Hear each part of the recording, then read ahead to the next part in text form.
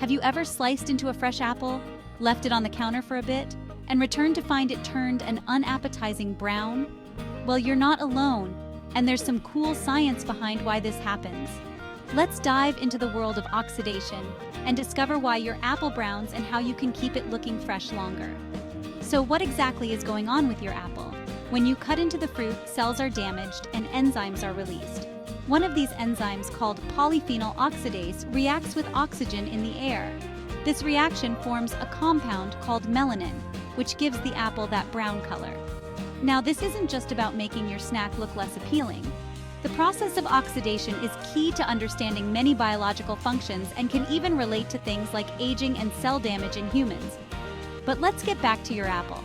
How can you prevent this browning? Well, the key is to limit the enzyme's exposure to oxygen.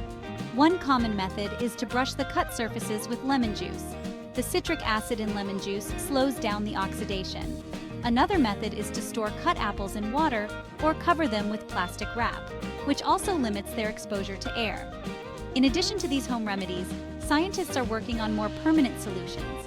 For example, genetically modified apples that produce less polyphenol oxidase enzyme have been developed. These apples brown much slower, maintaining their color and texture longer after being cut.